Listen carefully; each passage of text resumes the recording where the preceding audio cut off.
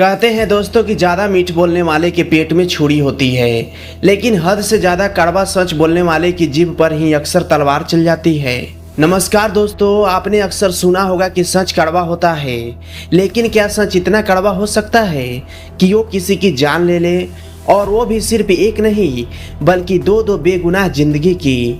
आज की यह कहानी किसी काल्पनिक फिल्म का हिस्सा नहीं है, यह जमीनी हकीकत है बिहार के मुजफ्फरपुर जिले की एक ऐसी लड़की की कहानी जिसे लगता था कि वो दुनिया में सबसे साफ सुथरी और बेबाक बात करती है, लेकिन उसकी यही बेबाकी और रिश्तों का खेल एक दिन ऐसा भयानक मोड़ ले लेगा उसने कभी सपने में भी नहीं सोचा था।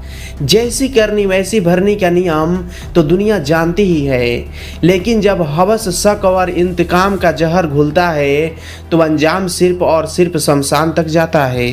आखिर क्या हुआ था मुजफ्फरपुर के कांटी थाना क्षेत्र में? चलिए तफ्तीश की इस डरावनी परत को एक एक करके खोलते हैं। दोस्तों, कहानी की मुख्य किरदार है मंजू कुमारी। मंजू की एक आदत थी जो उसे दूसरों से अलग बनाती थी। जो दिल में आया वो जुबान पर आया, कोई अच्छा लगा तो सीधा मुंह पर बोल दिया, कोई बुरा लगा तो बिना झिझक खारिज कर दिया। स्कूल कॉलेज के दिनों की बात है। मंजू को एक लड़का पसंद आया, नाम था उसका विकास कुमार। मंजू ने बिना किसी हिचकिचाहट के विकास से अपने दिल की बात कह दी। विकास ने भी हाँ कर दी।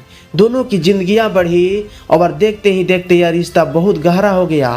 लेकिन आग बिना धुएं के नहीं उड़ता है दोस्तों, और बिन नियत के रिश्ते लंबे नहीं टिकते। जब मंजू के घर वालों ने उसकी शादी किसी और से तय कर दी तो मंजू भागकर विकास के पास नहीं गई, बल्कि उसने विकास से एक ऐसी शर्त रखी जिसे सुनकर विकास के होश उड़ गए। मंजू ने कहा कि शादी तो मैं परिवार की मर्जी से करूंगी, लेकिन हमारे बीच का यह रिश्ता शादी के बाद भी वैसे ही चलेगा जैसे आज चलता है। विकास को यह ऑफर बहुत भा गया। मंजू की शादी हो गई, विकास की भी अपनी जिंदगी शुरू हो गई, लेकिन पर्दे के पीछे दोनों का मिलना जुलना जारी रहा। कहते हैं दोस्तों कि नाच न जाने आंगन टेढ़ा। मंजू की पहली शादी से उसके 2 बच्चे हुए, लेकिन लगभग 5 साल बाद मंजू का मन अपने पहले पति से भर गया। उसने साफ साफ कह दिया कि अब मैं तुम्हारे साथ नहीं रह सकती, और अपने पति को छोड़ दिया। इसके बाद मंजू की जिंदगी में आया रवि कुमार। मंजू ने रवि से शादी कर ली, लेकिन कहते हैं ना कि कुत्ते की दुम कभी सीधी नहीं होती। मंजू की आदतें नहीं बदली। उसका पुराना प्रेमी विकास अभी भी उसकी जिंदगी में मौजूद था। जनवरी 2026 आते आते मंजू ने अपने दूसरे पति रवि कुमार से भी दूरी बना ली। अपने 2 बच्चों को माता पिता के पास छोड़ दिया और अपने 6 साल के सबसे छोटे बेटे आर्यन को लेकर अलग किराए के मकान में रहने लगी। साथ ही उसने SKMCH अस्पताल के पास एक नर्सिंग होम में नौकरी शुरू कर दी। अब मंजू अकेली थी, बेटा आर्यन साथ था और प्रेमी विकास का घर पर आना जाना लगा रहता था। लेकिन सस्पेंस तो अब शुरू होता है दोस्तों। तारीख थी 22 जुलाई 2026। विकास मंजू के कमरे पर आता है। उसने देखा कि मंजू किसी से फोन पर घंटों से बहुत हंस हंस कर बातें कर रही है। विकास के मन में शक का कीड़ा रेंगने लगा। उसने पूछा, मंजू यह नया कौन आ गया तुम्हारी जिंदगी में? मंजू ने अपने पुरानी आदत के मुताबिक बिना छुपाए बिल्कुल साफ लहजे में कह दिया कि हाँ, एक और लड़का मेरी जिंदगी में आया है। उससे मेरी नजदीकियां बढ़ रही है, बिल्कुल वैसे ही जैसे तुम्हारे साथ थी। मंजू को लगा कि वो तो सच बोल रही है, लेकिन वो यह भूल गई थी कि अंधे प्यार में जब शक का जहर घुलता है तो इंसान हैवान बन जाता है। विकास का खून खौल उठता है। उसने अपने गुस्से को छिपाया और मन ही मन एक खौफनाक जाल बुना। उसने मंजू से कहा कि कल यानी 23 जुलाई को NTPC प्लांट के पीछे वाले सुनसान इलाके में आओ, वहां बैठकर शांति से बात करते हैं। मंजू बिना किसी खौफ के अपने 6 साल के मासूम बच्चे आर्यन को लेकर 23 जुलाई को NTPC प्लांट के पीछे पहुंच गई। NTPC प्लांट के पीछे झाड़ियों का सन्नाटा पसरा हुआ था। वहां पहुंचते ही दोनों के बीच बहस शुरू हो जाती है।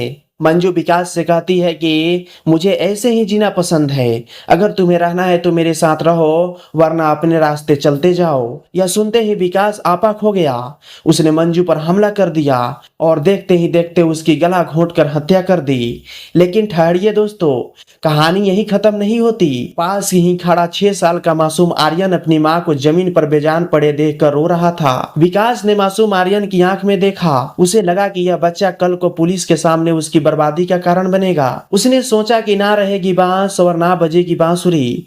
विकास ने उस 6 साल के बेगुनाह बच्चे की भी बेरहमी से गला घोंटकर हत्या कर दी। दोस्तों, पहचान मिटाने के लिए विकास ने ज्वलनशील पदार्थ से दोनों के चेहरे को जला दिया और लाशों को 50 मीटर की दूरी पर फेंक कर फरार हो गया। दोस्तों, 26 जुलाई 2026 को वहां से आ रही भयंकर दुर्गंध के बाद राहगीरों ने मंजू की लाश देखी। चेहरा पूरी तरह सड़ चुका था, लेकिन कहते हैं ना कि पाप कितनी भी गहरा हो, एक न एक दिन उजागर होकर ही रहता है। मंजू के कपड़े पर लगे SKMCH के छोटे से स्टिकर ने पुलिस को उस नर्सिंग होम तक पहुंचा दिया। उसके बाद 31 जुलाई को पास की झाड़ियों में मासूम आर्यन का शव भी बरामद हुआ। दोस्तों, पुलिस की तफ्तीश की सुई अब तेजी से घूमने लगी। मंजू के पिता विनोद शाह ने दामाद रवि, विकास कुमार और विकास के पिता हरि पासवान समेत 6 लोगों पर शक जताया। जब कांटी थाना पुलिस ने हरि पासवान से सख्ती से पूछताछ की तो पता चला कि हरि पासवान ने अपने कातिल बेटे विकास को छुपा रखा था।